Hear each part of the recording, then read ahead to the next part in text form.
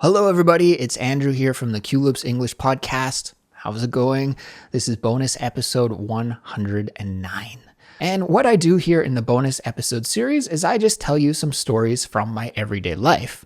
And we'll get to my story in just a moment. But before we do, I want to ask you a question.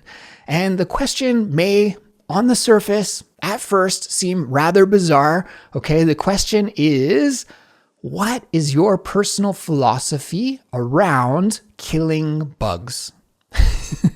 Kind of out of the blue, right? But it's going to connect to this week's story, so don't worry, okay? I want to know, are you the kind of person who feels no guilt or remorse whatsoever when killing bugs and you just don't even think twice about it? Or are you one of these people who believes that all life on Earth is precious and that it should be protected and you really have a difficult time killing bugs? Okay, I want to know what kind of person you are, and we'll get to that question and why I'm asking you this question in just a moment. But I want to tell you, first of all, that there is a 100% free interactive transcript and vocabulary glossary to accompany this episode. You can find that just by clicking the link in the description for this episode. And I hope you'll check those tools out because they are very helpful for learning English. And I think that's why you're here, right? Is that you want to practice English listening and improve your English communication skills. And if you are a Culips member, then we'll also include a comprehension quiz. So the transcript and the glossary, that's available to everyone, but the comprehension quiz is only for Culips members. And finally, I wanted to tell you about this week's small group conversation discussion sessions. We have 3 of them happening this week. One hosted by Alina, one hosted by Indiana, and one hosted by me. You can see the full schedule on our website displayed in your time zone. So you can just select your time zone and see the schedule when they will be happening. Of course, they'll be happening on Zoom. And if you're a Culips member, then we would love to have you join us. The sessions so far have been fantastic. I've really been enjoying talking with so many of our Culips members who have been participating, and I hope we will have even more people participate in the future. We'd love to have you join us, and they'll be happening on Zoom, so you can just easily join from your computer or your phone, and they're pretty casual, guys. You don't have to stress out and feel bad about your English skill. All levels and all abilities are welcome. And the topic for this week is going to be school, discipline, and punishment. So we'll leave the link to the schedule in the description for this episode. And if you have some time and you are looking to improve your English speaking skills, then I hope I'll see you on this week's small group discussion session. So I think those are all of the announcements and news that I wanted to get out of the way here at the top of the show. Now let's get started with this week's episode. And you'll see why I asked you that random question about bugs and killing bugs just a moment ago. So yeah, let's jump into it. Here's this week's story, everyone. Enjoy. Let's talk about bugs. Yeah, let's talk about bugs. That is the topic for this week's story. And I guess maybe the first thing we should start with is a definition, because you may be asking yourself, what exactly is a bug? Well, bug, B-U-G, that's a very colloquial term that we can use to describe any kind of creepy crawly that we see outside, or if you're unlucky, maybe you'll even see it inside your house. And we'll get to that a little bit later because I am going to talk about that today. But yeah, so a bug, any, like I said, creepy crawly that you see outside. A spider could be classified as a bug. A mosquito is a bug. A bee is a bug. Even a centipede, one of those long, skinny bugs with 100 legs. I think they have 100 legs. Centi means 100. So I think they have 100 legs. And there's also a millipede. A millipede, milli means 1,000. So a millipede, I guess, has 1,000 legs.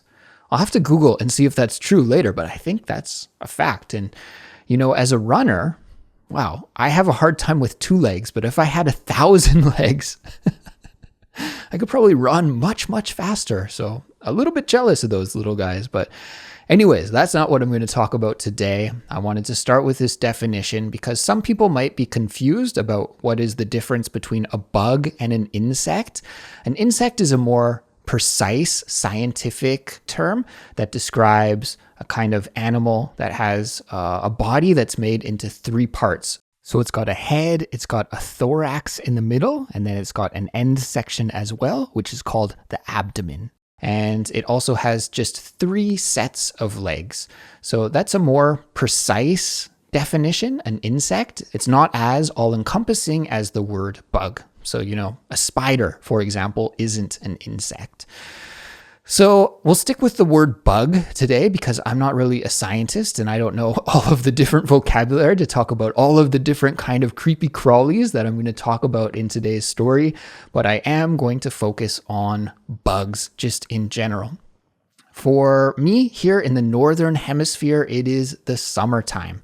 And I know many of our listeners also live in the Northern Hemisphere, so you guys are probably dealing with a lot of bugs in your neck of the woods as well.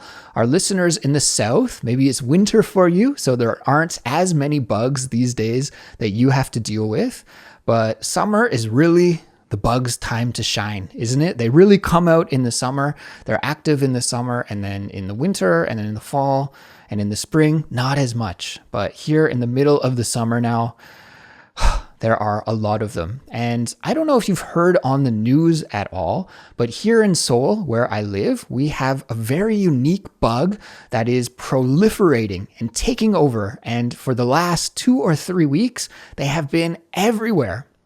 Now, it's kind of good news that I haven't seen as many over the last few days. So I'm wondering if this, I don't want to call it a plague exactly. A plague is when you have a massive outbreak of something, maybe a massive outbreak of like locusts that destroy crops and farms.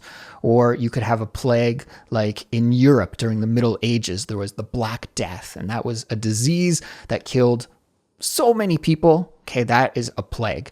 So we don't quite have a plague here in Seoul, but just, when you're talking with your friends and you're joking around, you could say it's like a plague because it is a serious problem and it's something that many people are a little bit annoyed with and disgusted with and grossed out with. And that's what I'm going to tell you about today. Now, this plague that we're facing in Seoul these days has a rather cute name because the bug that is proliferating and spreading and living everywhere is called the lovebug. Lovebug. Now, that is its nickname. That is not its scientific name. It does have a different scientific name. Maybe I'll put it in the episode description for all of you bug geeks out there if you want to check it out and see exactly the species that we're talking about. But everybody calls them the love bug. Even Koreans, they use that kind of English borrowed expression, the love bug, to talk about this bug. So why do they call it the love bug, and why is it a problem in Seoul? Well, let me break it down and tell you about it. It's called the love bug because this bug is almost always seen as a pair. So the male and the female of the species, they're almost always, I have seen them from time to time on their own as individuals. And of course, I have no idea which one is the male, which one is the female when I see them on their own. I think they all look the same. Even when I see them together, they all look the same. So impossible for just the uneducated person like me to tell. But they're called the love bug because they're almost always attached together at the the butt part of the bug, right at the very end part of the insect. They're always attached together. So you'll see the male and the female flying around connected together, and that's why they call them the love bug. And when I did a little bit more research into this bug, I found out that they're often connected because, well, as you may have guessed by how they are connected and by their name, it's because they are mating. And they have a rather long mating window, I guess I could say. They apparently mate for about 3 days, which is quite a long time. Very impressive for a little bug. So that's why we call them the love bug. It's because they're always traveling around in pairs, male and female. And probably when we see them around connected like that, they are in the midst of some romantic passion, shall we say. So it's kind of a problem though, the love bug. What does it look like? Let me try to describe the appearance. As far as I know, it is a member of the fly family. So it's related to the common housefly. And I think everybody knows what a housefly looks like, except it's a little bit longer. So it's got a little bit of a longer look to it. But when you do look at them closely, they do resemble just a regular housefly, but I would say with a longer, narrower body compared to a housefly that's a little rounder. But their wings look pretty similar, and you can tell just by looking at them like, oh yeah, I could see that you are maybe the cousin of a housefly or something. But again, they have that really unique characteristic that they're almost always together, attached at the hip. That's what we say in English. We have this expression, attached at the hip, and that is just an idiom that means that you are very close to another person. So like maybe you could say, oh, when I was in grade school, me and my best friend, we were attached at the hip. And that just means you are very close. Now, of course, the love bugs are very close. They're not necessarily attached at the hip. Like I said, it's more like they're attached at the butt. But just to be a little more polite, we could say that they are attached at the hip as well. They are a very romantic bug indeed. So, okay, now, why am I talking about the love bug?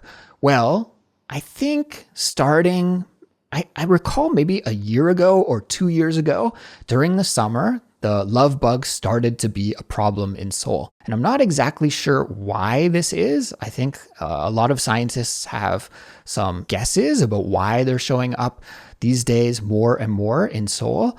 I think maybe it's mostly environmental is one of the main reasons, but I also heard that this bug is somehow, and I'm not exactly sure where I heard this, so if my information is wrong, please just fact check me on this and tell me I'm wrong, and I will make a correction next episode. But I heard that this bug is somehow attracted to the exhaust that comes from cars. So of course, Seoul is a mega city and there's lots of traffic and a lot of cars and they're putting out exhaust, and that's also an attractive thing to these love bugs. So it might be a little bit of the climate, some environmental issues which have made this bug just go crazy. And there are many, many, many, many of them in Seoul these days. Now, it's not the whole country. It's not all of Korea. It's mostly just the northern part of the city. And I live in the northern part of the city, but I don't live in like the extreme north. I'm pretty close to the central area. So it's not too bad around my house, but I've heard up, another maybe 10 kilometers north of where I live is quite crazy. And I've seen some videos online.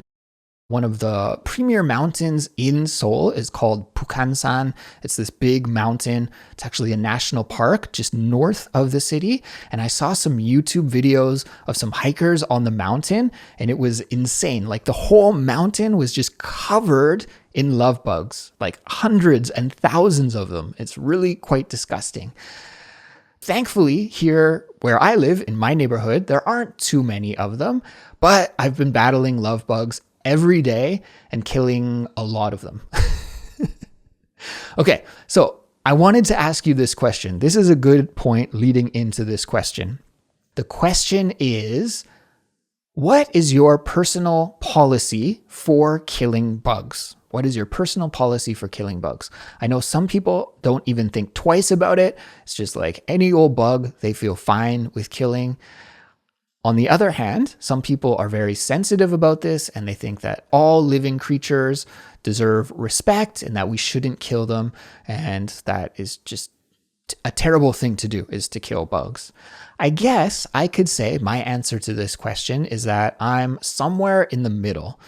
I do usually feel bad for killing bugs, even if it's like a mosquito or even if it's a fly or something that's like a very small little bug. And it is interesting that the bigger the bug, usually the worse we feel when we kill it, right? I don't know. It's weird how that works. It's like the smaller the thing, the less we care about it. But I guess I'm a little bit sensitive when it comes to that. Like even when I have to kill a mosquito or kill a love bug, then I do sort of feel bad, but I still do it. Here's my personal rule. Here's my answer to that question. The dividing line for me is my house and my yard.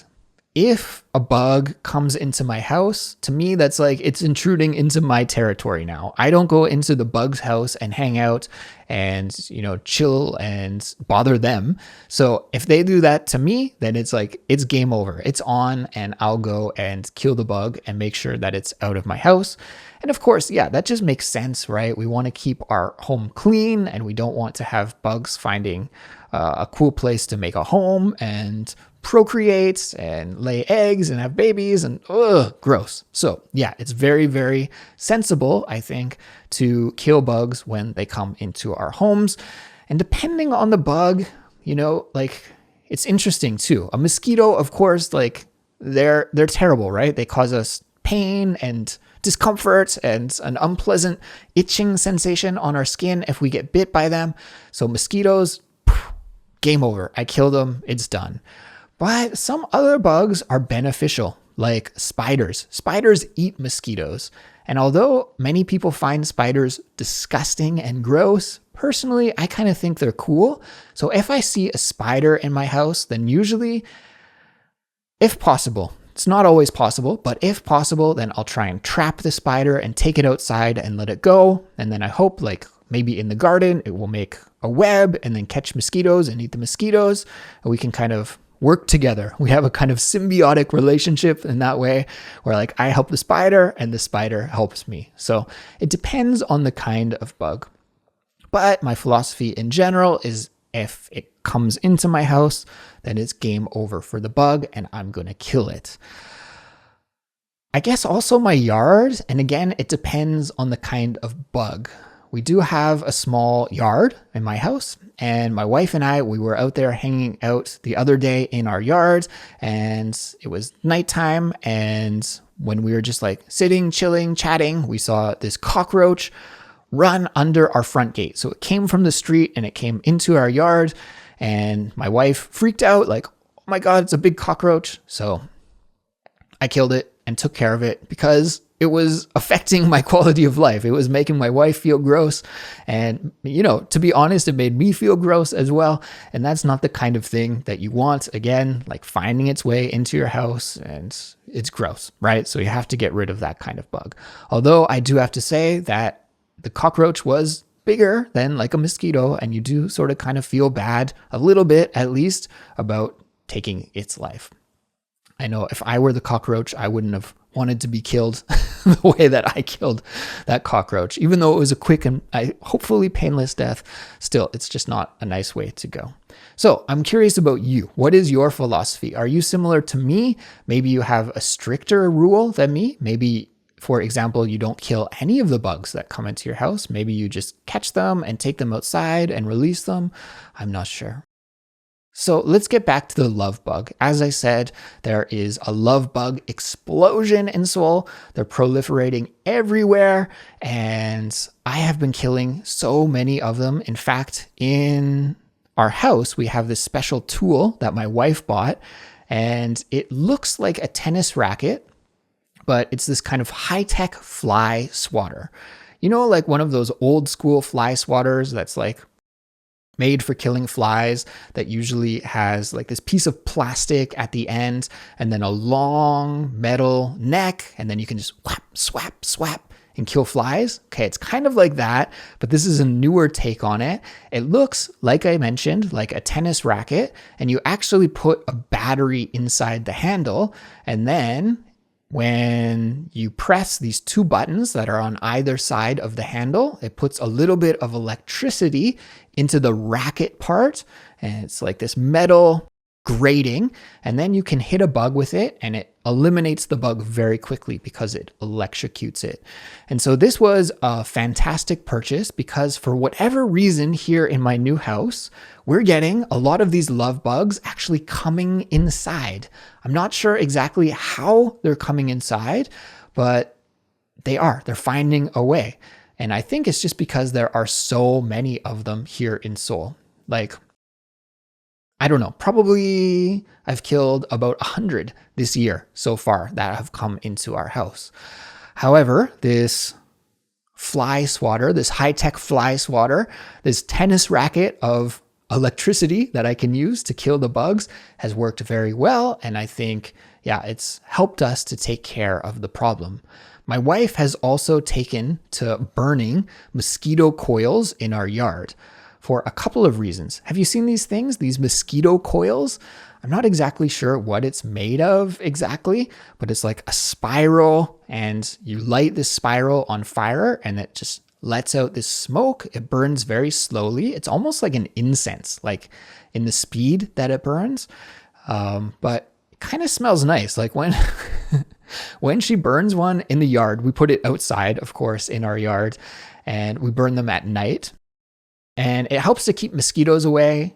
I think maybe as well it helps to keep the love bugs away. I'm not so sure. But it also kind of creates like this nice smoky scent and kind of reminds me like I'm camping or something. So I honestly do like it a little bit when she lights the mosquito coil outside.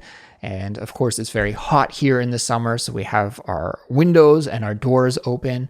And we do have screens for the doors and the windows. So that's not where the love bugs are coming in from. But I think, just like, because there are a lot of them, if you leave the door open for just a few moments, and maybe this is one of my bad habits. If I run outside to grab something, I usually just leave the door open while I run out and then I come back in. And by that time, maybe 3 or 4 love bugs have snuck in the house as well. I don't know. Anyways, that's the story that I wanted to tell you about, is the love bug takeover of Seoul. As I mentioned earlier, this was pretty intense at the end of June, but now that we're here into the first week or so of July, it has been getting better. And I think we're also starting the rainy season here in Seoul and, in this part of Asia right now as well. And I think that has probably helped to keep the population in check a little bit. And that indeed is a very welcome thing. Everybody, that was my story for you for this week about the love bug. I'll try and find some pictures on the internet and put them onto our Instagram, and I'll show them in the YouTube video version of this episode as well if you're watching on YouTube, just so that you can get a visual about what these love bugs look like. And I'll see if I can find some photos, some of the really disgusting ones of where there were swarms of love bugs just taking over. Because I did hear lots of stories, like I said, on Bukhan Mountain and some other areas of Seoul, where there were tons and tons of these love bugs all gathering in the same place.